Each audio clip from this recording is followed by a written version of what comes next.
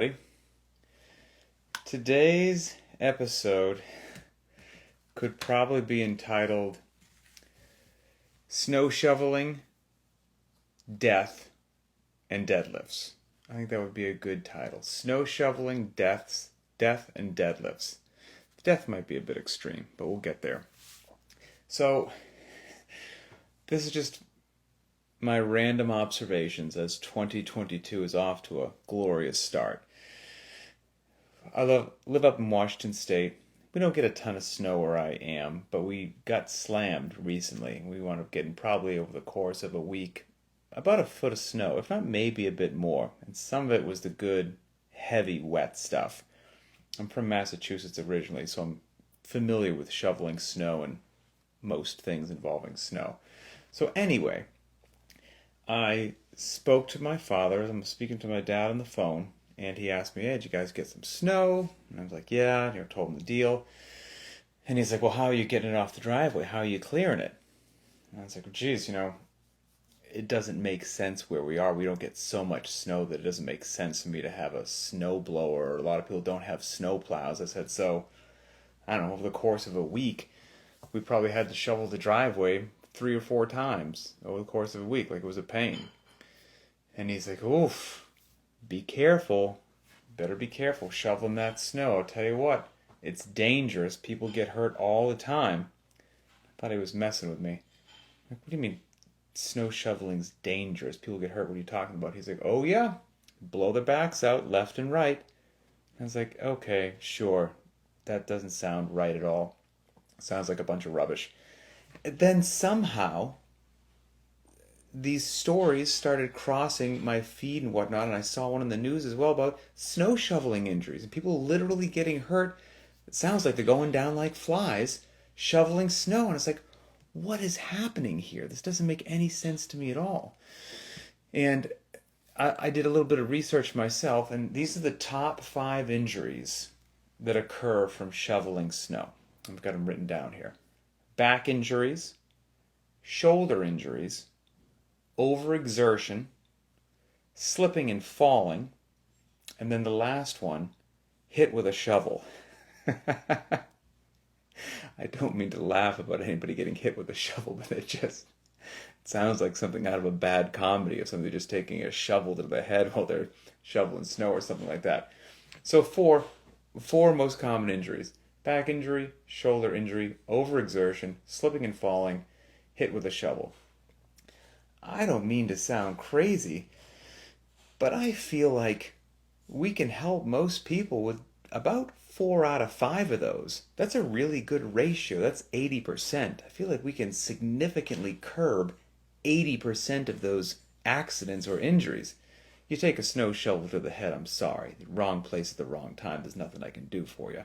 And of course, if you just don't see a patch of ice and you go down, like the slipping and the falling, if you step on the ice, maybe I can't help you, but increasing your ability to maybe recover from a fall, have a little bit better agility, we can take care of that as well. So I think we can really help with 4 out of 5 here, but I thought it was just astonishing that snow shoveling was labeled as dangerous. And then, not to get cynical, this is just supposed to be my random observations while living on planet Earth, so feel free to call me out on this. I was like, is snow shoveling dangerous?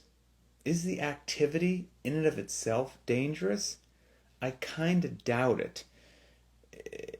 I don't have the facts and figures on this, but allow me to make what I think is just a general observation based upon multiple decades here on planet Earth and observing Americans. I can't speak for other countries. I'll just speak for my beloved country of America. Is it that snow shoveling is dangerous?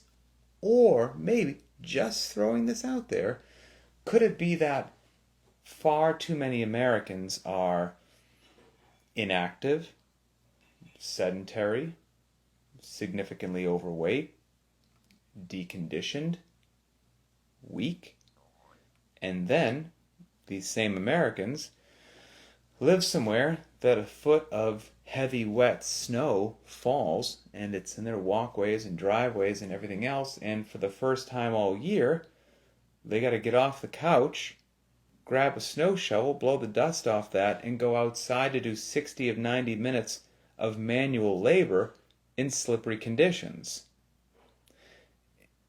If something bad happens in that scenario that I just mentioned, is that shocking? Is it shocking if a bunch of deconditioned individuals who are largely sedentary and don't do manual labor suddenly do out of nowhere that it doesn't go well? To me, the opposite would be true. I'd be shocked if it did go well. Everything stacks up. If you were in law enforcement and you're following the clues, you'd probably be like, yep, this is going to end badly. And so, inevitably, it does.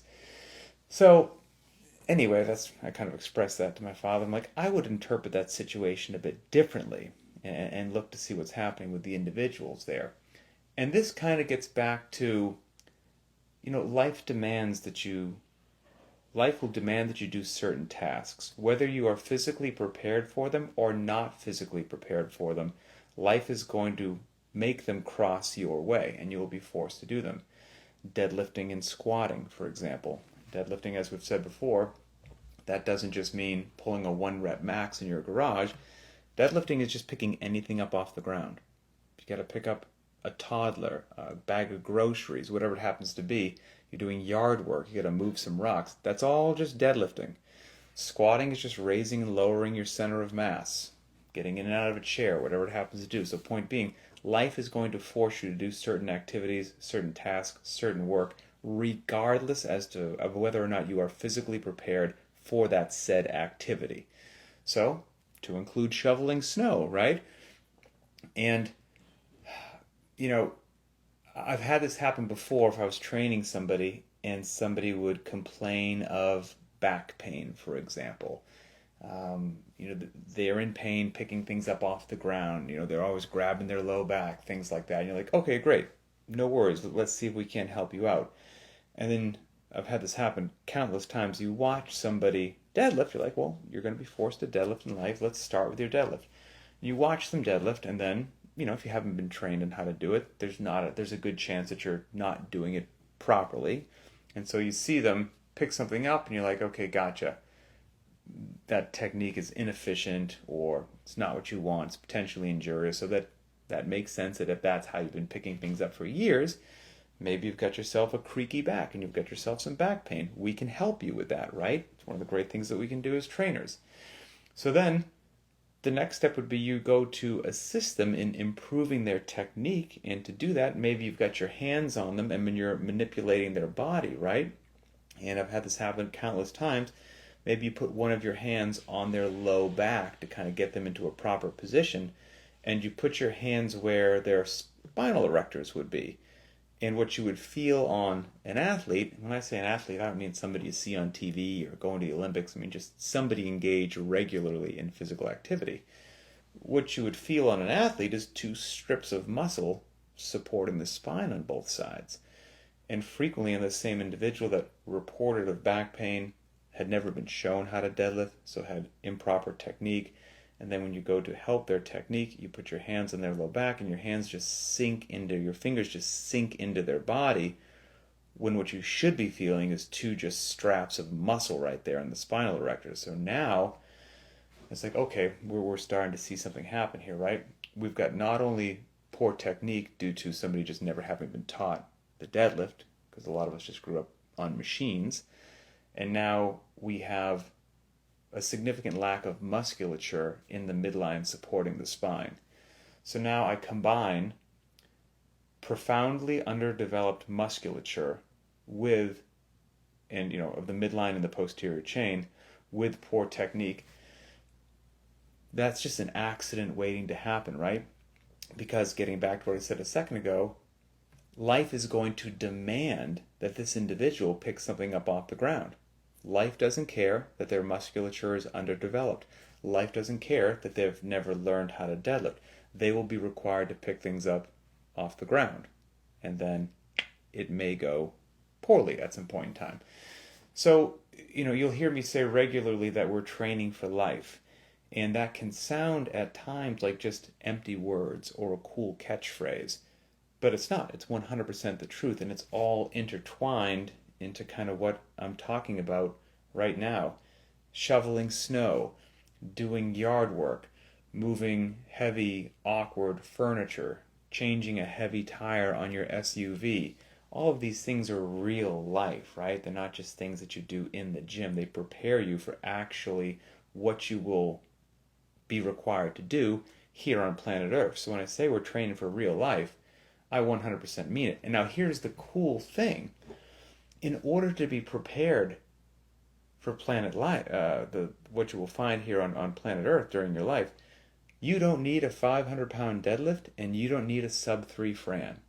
Those are wonderful things to pursue beyond a shadow of a doubt, but they are not required to basically just crush everything that I previously just mentioned. All you need to do to crush everything that I just mentioned and be prepared for life is you just need to be on your fitness journey, whatever that happens to look like for you, whether it's beginner, intermediate, or advanced.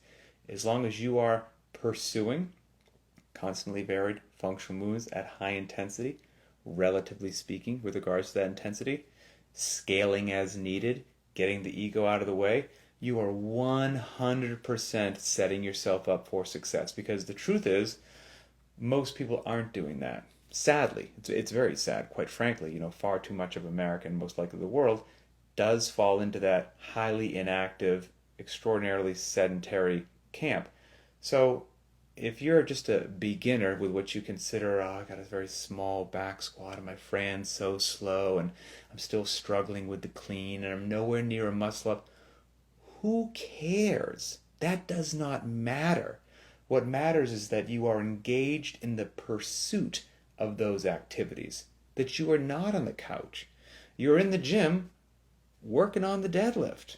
Whatever the heck happens to be on the bar, who cares? You're working on pulling something off the ground, doing it properly, and it's relatively challenging for where you are on your fitness journey. That means you are strengthening, developing, and conditioning your body in just the manner that you should, at just the pace that you should. Life's going to be great. Same with your back squat, same with working on your pull-ups, same with whatever in the heck your Fran is. The fact that you're engaged in the pursuit means you're on the home team for the big win. So, good to go. And I'll mention something else that I just saw in real life over the weekend. So our boys, we've got 2 boys and 1 daughter. Our boys are 10 and 11. Our daughter's about 6 months old. We're at the boys' basketball games indoors here in Washington State, and during one of the boys' basketball games, I can't remember which boy, irrelevant to the story, doesn't matter. I was in the stands. I had the baby strapped to my chest. I was walking back and forth in the bleachers trying to get the baby to take a nap, which is literally impossible during a basketball game with like the buzzers going off and everything. But I was trying nonetheless. And as I was walking, down the bleachers trying to get the baby to go to sleep, there was an elderly woman walking up the steps, probably about 65 years old, full head of white hair. And as she was probably 20 feet away from me, and I saw her just catch a toe on the step, so she didn't pick her foot up all the way, caught her toe on the next step, and she just started to lean forward, because she started to fall, and that's it. The ship was going down. She passed that point of no return, and she just continued this almost like slow motion fall into the bleacher steps, which, as you can imagine, you wouldn't want to fall down on, rugged 90-degree angle bleacher steps at 25 years old, let alone at 65 years old. And what was sad and got me, first of all, before anyone wonders, yes, baby strapped to my chest or whatever, I ran over there, helped her up, asked her if she was okay, to which, she was a bit dazed. And as it turns out, her daughter, who was probably about 40, had been down at the bottom of the bleachers, maybe getting some snacks or something, and then saw me helping her mom up. She sprinted up, took over. She was okay. So luckily, it wasn't that bad. But when I observed this, like I said, it almost happened in slow motion. When she went down, she instinctively put both of her arms out, because she was going down, to kind of brace herself. What was also sad was the two arms that she extended in front of her basically did just about nothing for her with regards to slowing down the velocity. I mean, as soon as her palms hit the ground, it was like they never there. Her arms just boom, folded and collapsed, and she just hit. And so, like I said, luckily she was okay. But, based upon what I do for a living in an occupation, these things stick in my head, and I think about these things, and I think about, what happened, why did it happen, how could it be prevented, those sort of things. And, hey, some falls are just going to occur. It is what it is. So if we analyze this and we analyze why this happened, let's just analyze it in a rather emotionless state, right? So that everything that I'm about to say is not a character flaw for this woman who fell. I'm not, saying anything mean about her, like, she should have been training her whole life and doing agility drills and it's your fault that you fell. No, that's preposterous and ridiculous and offensive. I'm just saying, let's take a look at this, and if we think to ourselves, all of us are getting older, not younger, right? Maybe none of us think we're going to be where that woman is one day, but that's coming for all of us. How can we be best prepared? Because this also loops into what I said a second ago, training for real life. And real life has different seasons. And depending upon the season that you are in your life, different tasks have different levels of challenges. But the good news is, whether you're in your 20s, 30s, 40s, 50s, or 60s, the way to prepare for each one of those seasons is actually the same. And I know I'm going to sound like a broken record, but I'm sorry, it's true. It's constantly varied functional movements at high intensity. And again, that high intensity is relative to where you are at that point in your life. But variance is always going to be your friend. And functional movements are always going to be your friend, regardless of what decade of life you're in. And then, depending upon where you are, exerting yourself appropriately, there's the key word there, is a key point in garnering results from whatever protocol you happen to be doing. So, constantly varied functional movements at high intensity relative to where you are, they're the keys to the kingdom right there. So, seeing this woman fall, right, there are certain skills in this world that they're use it or lose it sort of skills. And you could make the same example of getting back to the shoveling snow thing, is use it or lose it. So what would help in fall prevention in general is coordination, accuracy, agility, and balance, those neurological components that we do in CrossFit. This is why people say, why do we do some of these movements they seem to be complicated? Yes, they do seem to be complicated. And this is exactly why. Because you do not want to remove complex movements from your training. You may have to scale them, you may have to modify them, but you still want to find a way to challenge yourself, because they are demanding of coordination, accuracy, agility, and balance. The sad truth is that many people don't have that in their fitness. I didn't before CrossFit. I lived my life largely doing single joint bodybuilding style movements or machine-based movements, which remove the neurological components. They're not demanding of coordination, accuracy, agility, and balance. CrossFit has added those back into training protocols. Thank goodness, because they will serve you well, again, regardless of what decade you happen to be of in your life. And even if you're not going out to play soccer, things still have value. 2 to 3 times a week on the Linchpin private track under the warm-ups, I always put under there, there's the warm-up, and then I'll say, optional, there's an agility drill or a dot drill that you can do. And they make an appearance at least twice a week, maybe sometimes 3 times a week. So you may say to yourself, why is there a dot drill in there 2 or 3 times a week? Why is there an agility drill? I'm not out there playing soccer or whatnot. I'm just going to work and living my life. Well, that example that I just gave is exactly why.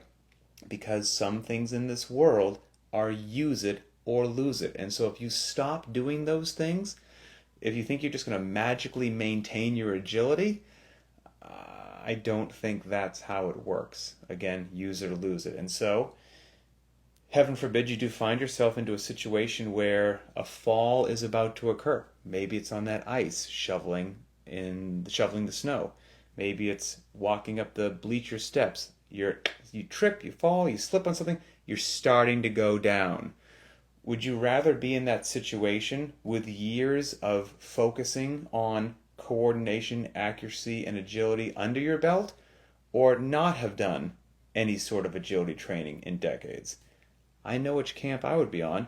And then if you do actually not recover from the fall, right, it's going to happen. You're going to have this impact with the ground, with the bleacher steps, whatever it happens to be.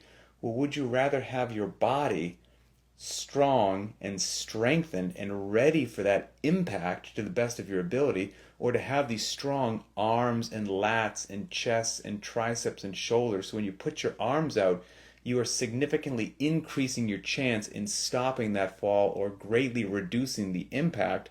Or would you rather have these arms put out in front of you that you haven't trained in years, or your midline just folds and collapses, or you've been developing your midline for years and you're strong going down? Again, a lot of these things are use it or lose it, and none of this requires a 500-pound deadlift, and none of this requires a sub-3 Fran. It just requires that you're in the game, that you're on your personal fitness journey, making good decisions, embracing what will help you with long-term health and fitness, not looking for any shortcuts to success or whatnot. You're doing what is effective. You're not doing what's popular. You're doing what works. You're listening to your body. And then you know what? To the best of your ability, you will be set up for success. Accidents still happen. Things still happen. Great. But you will be set up for success, and you will have stacked the deck in your favor as much as you can. That's kind of the point of that. And if you're, training for life, that speaks to me, quite frankly. Where I fall on a particular leaderboard, I genuinely don't care about that. And that's not a slam against anybody who is at some phase in their life where they're all about competing, competition, and the leaderboard really means a lot to them. Great. That's not why I do what I do. But if that's what motivates you, gets you in the gym, rock on, embrace it. Again, everybody's in a different season and a different phase of their life. But just please know, when somebody says training for life and training for real world events, those are not just empty words or slogans or cool catchphrases. They absolutely mean something, and they can be defined, and we can give real examples for that. So that's it. Just my observations 11 days into the year 2022 with regards to shoveling snow and falling in bleachers and just other random physical things. So have a wonderful day, and we will talk later.